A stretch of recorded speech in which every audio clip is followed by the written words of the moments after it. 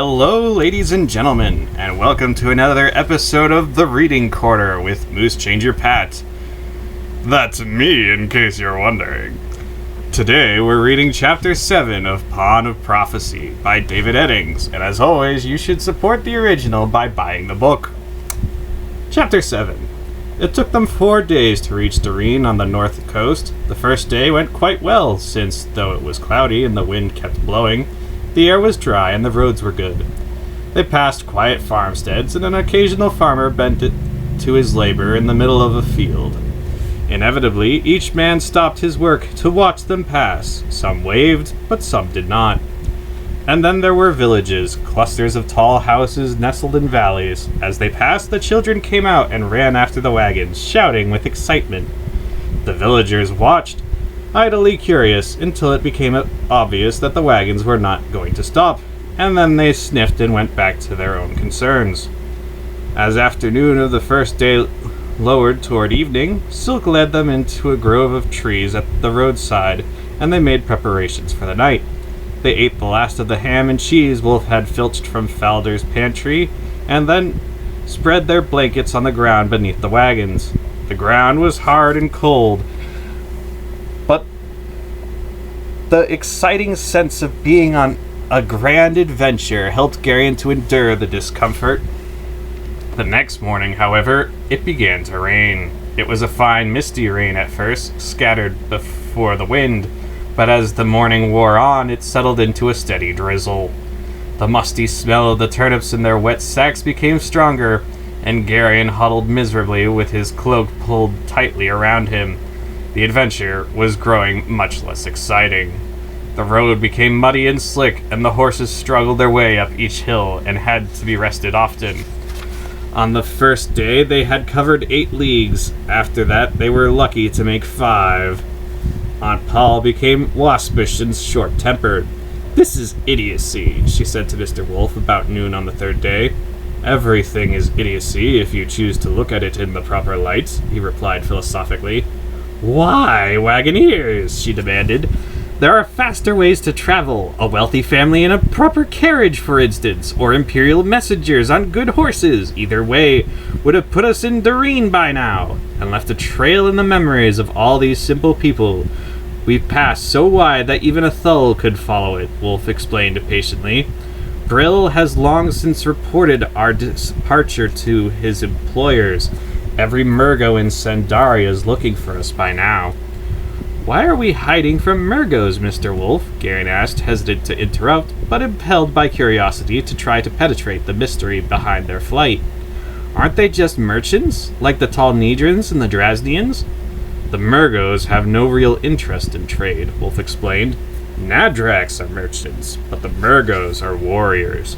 The Murgos pose as merchants for the same reason that we pose as wagoneers, so that they can move about more or less undetected. If you simply assumed that all Murgos are spies, you wouldn't be too far from the truth." "Haven't you anything better to do than ask all these questions?" Aunt Poll asked. "Not really," Garion said, and then instantly knew that he'd made a mistake. "Good," she said. "In the back of Barrack's wagon you'll find the dirty dishes from this morning's meal. You'll also find a bucket. Fetch the bucket and run to the stream ahead for water, then return to Barrack's wagon and wash the dishes." "In cold water?" he objected. "Now, Garion," she said firmly. Grumbling, he climbed down off the slowly moving wagon. In the late afternoon of the 4th day, they came over a high hilltop and saw below the city of Doreen, and beyond the city, the leaden-gray sea. Garion caught his breath. To his eyes, the city looked very large. Its surrounding walls were thick and high, and there were more buildings within those walls than he had seen in all his life. But it was to the sea that his eyes were drawn.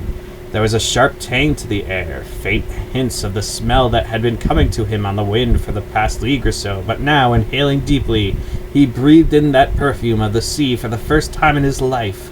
His spirits soared. "Finally," Aunt Poll said.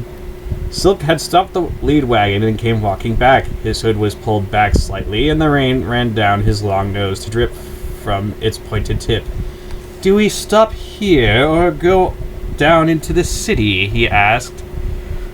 "We go to the city," Aunt Paul said. "I'm not going to sleep under a wagon when there are inns so close at hand." "Honest wagoneers would seek out an inn," Mr. Wolf agreed, "and a warm taproom." "I might have guessed that," Aunt Paul said. "We have to try and look the part," Wolf shrugged. They went on down the hill, the horses' hooves slipping and sliding as they braced back against the weight of the wagons. At the city gate, 2 watchmen in stained tunics and wearing rust-spotted helmets came out of the tiny watch house just beside the gate. "What's your business in Doreen?" one of them asked Silk. "I'm Ambar of Kotu," Silk lied pleasantly, "a poor Draznian merchant hoping to do business in your splendid city." "Splendid?" one of the watchmen snorted. "What have you in your wagons, merchant?" the other inquired. "Turnips," Silk said depreciatingly. "My family's been in the spice trade for generations, but I'm reduced to peddling turnips." He sighed. "The world is a topsy-turvy place, is it not, good friend?"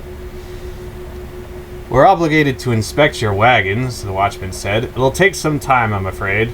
"And a wet time at that," Silk said, squinting up into the rain. "It'd be much more pleasant to devote the time to wetting one's inside in some friendly tavern." "That's difficult when one doesn't have much money," the watchman suggested hopefully. "I'd be more than pleased if you'd accept some small token of friendship from me to aid you in your wetting," Silk offered. "You are most kind," the watchman replied with a slight bow. Some coins changed hands, and the wagons moved on into the city uninspected. From the hilltop, Doreen had looked quite splendid, but Garion found it much less so as they clattered through the wet streets. The buildings all seemed the same kind of self-important aloofness about them, and the streets were littered and dirty. The salt tang of the sea was tainted here with the smell of dead fish, and the faces of the people hurrying along were grim and unfriendly. Garion's first excitement began to fade. "Why are the people all so unhappy?" he asked Mr. Wolf. "They have a stern and demanding god," Wolf replied. "Which god is that?" Garion asked. "Money," Wolf said. "Money's a worse god than Torak himself." "Don't fill the boy's head with nonsense," Aunt Paul said. "The people aren't really unhappy, Garion. They're just all in a hurry. They have important affairs to attend to, and they're afraid they'll be late. That's all." "I don't think I'd like to live here," Garion said. "It seems like a bleak, unfriendly kind of place." He sighed. "Sometimes I wish we were all back at Falder's farm." "There are worse places than Falder's," Wolf agreed. The inn Silk chose for them was near the docks, and the smell of the sea and the rank detritus of the meeting of sea and land was strong there. The inn, however, was a stout building with stables attached and storage sheds for the wagons. Like most inns, the main floor was given over to the kitchen and the large common room with its rows of tables and large fireplaces. The upper floors provided sleeping chambers for the guests. "It's a suitable place," Silk announced as he came back out to the wagons after speaking at some length with the innkeeper. "The kitchen seems clean, and I didn't see any bugs when I inspected the sleeping chambers." "I'll inspect it," Aunt Paul said, climbing down from the wagon.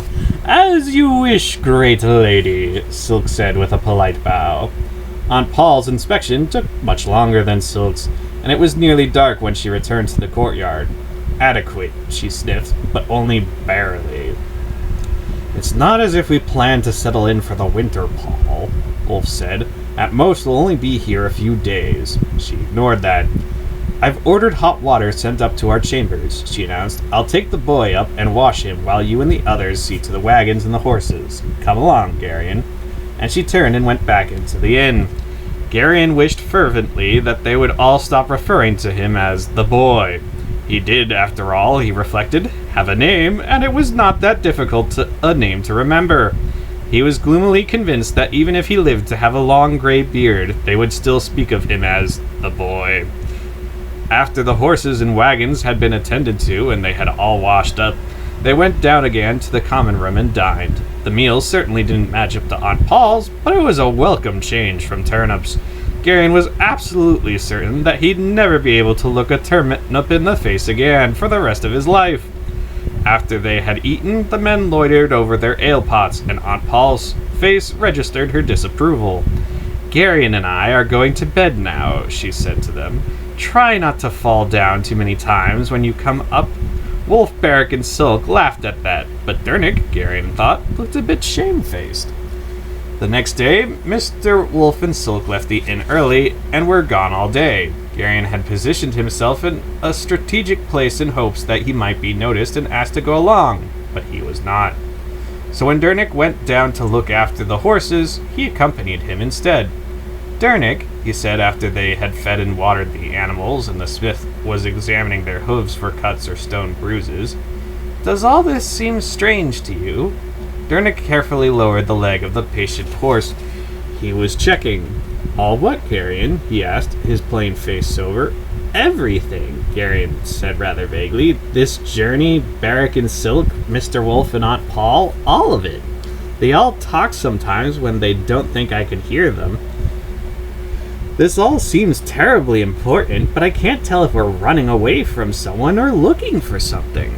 "It's confusing to me as well, Garion," Dernick admitted. "Many things aren't what they seem, not that what they seem at all." "Does Aunt Paul seem different to you?" Garion asked. "What I mean is they all treat her as if she were a noblewoman or something, and she acts differently too, now that we're away from Falder's farm." "Mistress Paul is a great lady," Dernick said. "I've always known that." His voice had the same respectful tone it always had when he spoke of her, and Garion knew that it was useless to try to make Dernick perceive anything unusual about her. "And Mr. Wolf," Garion said, trying another tack, "I always thought he was just an ordinary storyteller." "He doesn't seem to be an ordinary vagabond," Dernick admitted. "I think we've fallen in with important people, Garion, on important business. It's probably better for simple folks such as you and I not to ask too many questions, but to keep our eyes and ears open." "Will you be going back to Falder's farm when this is all over?" Garion asked carefully. Dernick considered that, looking out across the rain-swept courtyard of the inn. "No," he said finally in a soft voice. "I'll follow as long as Mistress Paul allows me to." On impulse, Garion reached out and patted the smith's shoulder. "Everything's going to turn out for the best, Dernick." Dernick sighed. "Let's hope so," he said, and turned his attention back to the horses. "Dernick," Garion asked, "did you know my parents?" "No," Dernick said. "The first time I saw you, you were a baby in Mistress Paul's arms." "What was she like then?" "She seemed angry," Dernick said. "I don't think I've ever seen anyone quite so angry. She talked with Falder for a while and then went to work in the kitchen. You know Falder. He never turned anyone away in his whole life. At first she was just a helper, but that didn't last too long. Our old cook was getting fat and lazy, and she finally went off to live with her youngest daughter. After that, Mistress Paul ran the kitchen." "She was a lot younger then, wasn't she?" Garion asked. "No," Dernick said thoughtfully. "Mistress Paul never changes. She looks exactly the same now as she did the first day."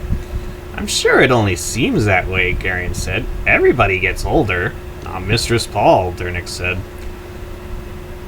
That evening, Wolf and his sharp-nosed friend returned, their faces somber. "Nothing," Wolf announced shortly, scratching at his snowy beard. "I might have told you that," Aunt Paul sniffed. Wolf gave her an irritated look, then shrugged. "We had to be certain," he said. The red-bearded giant Barrack looked up from the mail shirt he was polishing. "No trace at all?" he asked. "Not a hint," Wolf said. "He hasn't gone through here." "Where now, then?" Barrack asked, settling his mail shirt aside. "Morose," Wolf said. Barrack rose and went to the window. "The rain's slacking," he said, "but the roads are going to be difficult."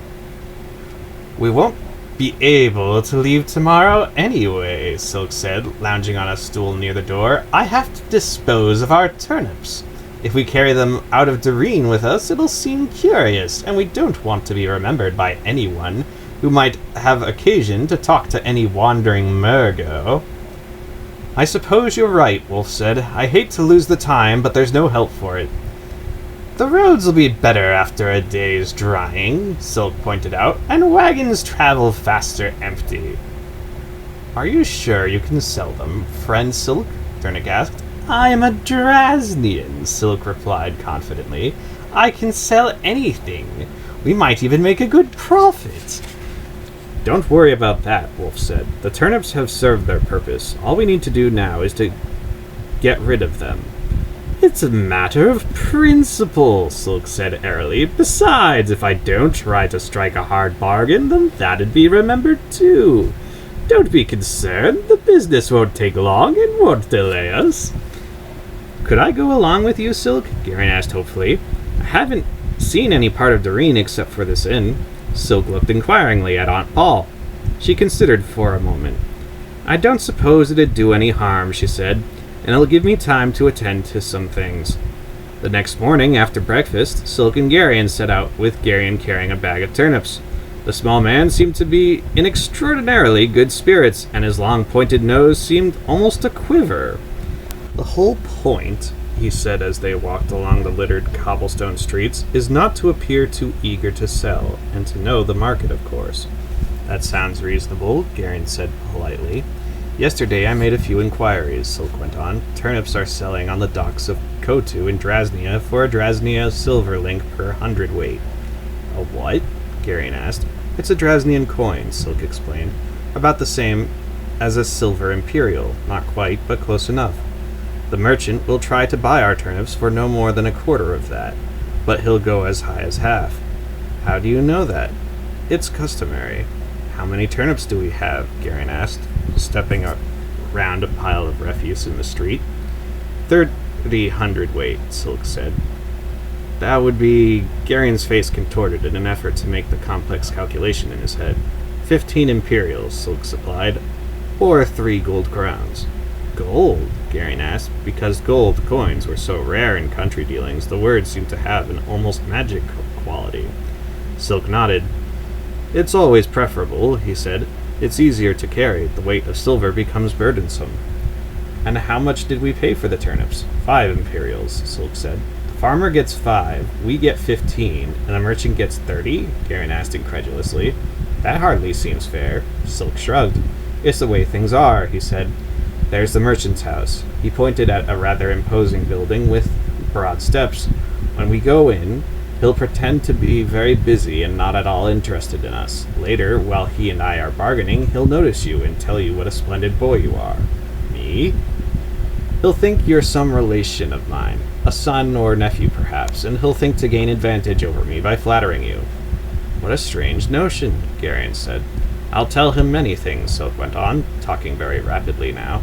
His eyes seemed to glitter, and his nose was actually twitching. Pay no attention to what I say, and don't let any surprise show on your face. He'll be watching us both very closely. You're going to lie? Garion was shocked.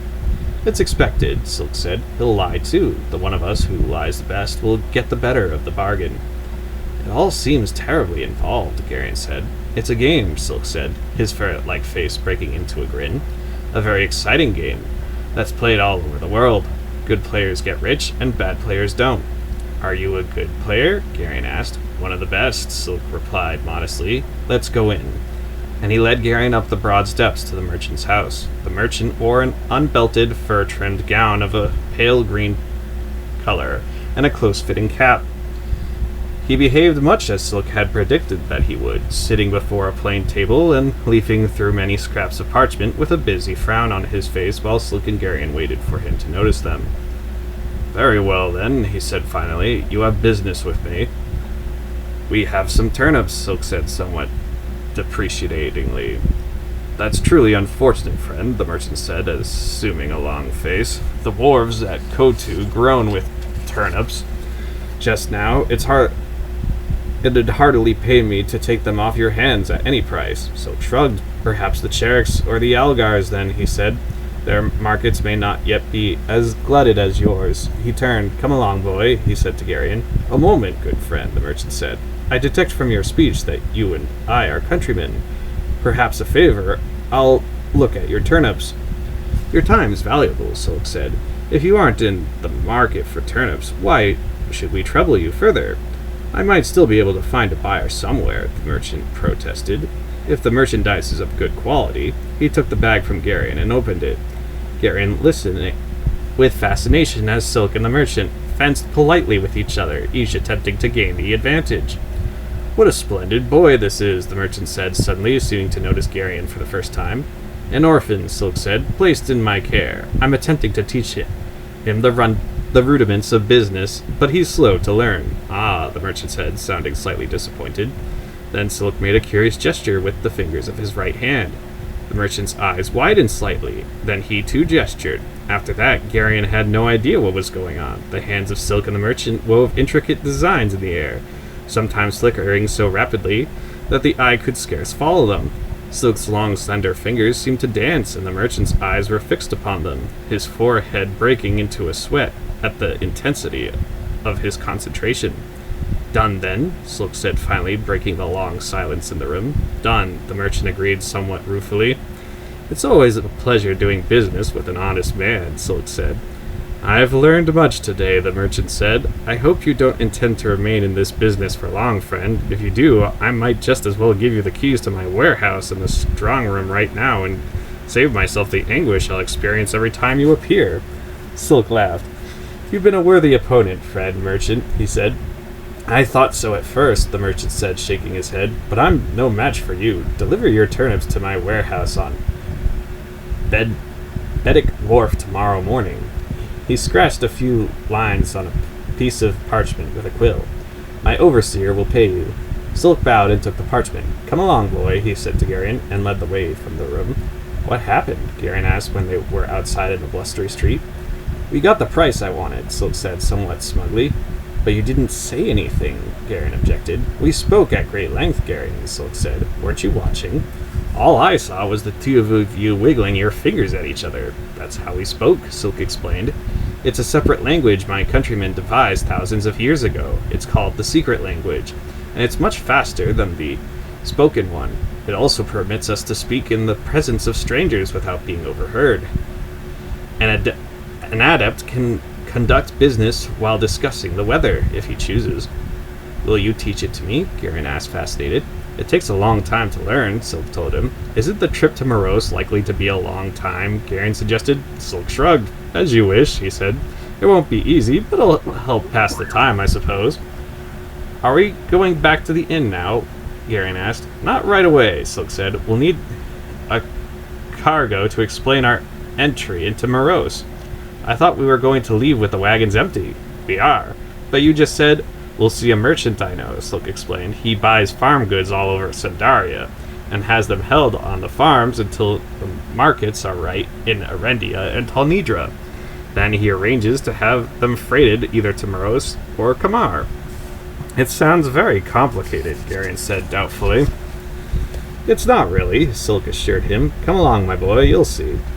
The merchant was a tall Nidran who wore a flowing blue robe and a disdainful expression on his face. He was talking with a grim-faced Murgo as Silk and Garion entered his counting room.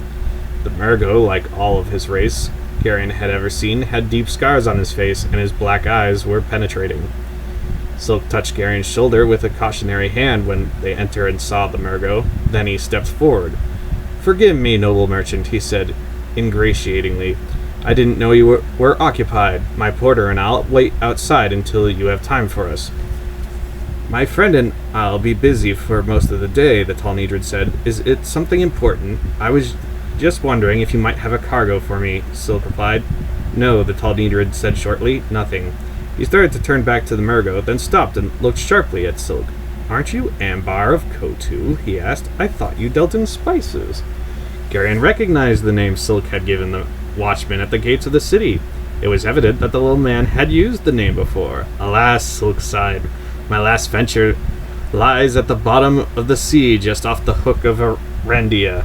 2 full shiploads bound for Talhaneth. A sudden storm and I'm a pauper. A tragic tale, worthy Ambar, the Talnidran master merchant said, somewhat smugly.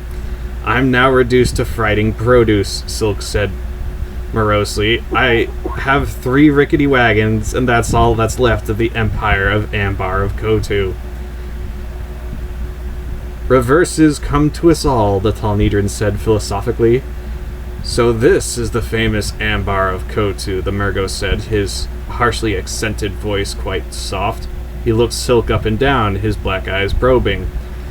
It was a fortunate chance that brought me out today. I'm enriched by meeting so illustrious a man. Silk bowed politely. You're too kind, noble sir, he said. I am Asharak of Rakgoska. The Murgo introduced himself. He turned to the Talnedran. We can put aside our discussion for a bit, Mingum, he said. Will accrue much honor by assisting so great a merchant to begin recouping his losses. You're too kind, worthy Asharak, Silk said, bowing again. Garion's mind was shrieking all kinds of warnings, but the Murgo's sharp eyes made it impossible for him to make the slightest gesture to Silk. He kept his face impassive and his eyes dull, even as his thoughts raced. I'd gladly help you, my friend, Mingum said, but I have no cargo in Doreen at the moment. I'm already committed from Doreen to Medalia, Silk said quickly. 3 wagon loads of Cherik iron, and I also have a contract to move furs from Moros to Kamar. It's the 50 leagues from Medalia to Moros that concerns me. Wagons traveling empty earn no profit. Medalia, Mingum frowned. Let me examine my records. It seems to me that I do have something there. He stepped out of the room. Your exploits are legendary in the kingdoms of the East, Ambar, Asharak of Rakgoska said admiringly. When last I left Cathal Murgos, there was still a kingly price on your head. Silk laughed easily. A minor misunderstanding, Asharak, he said. I was merely investigating the extent of Talnedran intelligence gathering activities in your kingdom.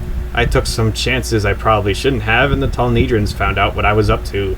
The charges they leveled at me were fabrications.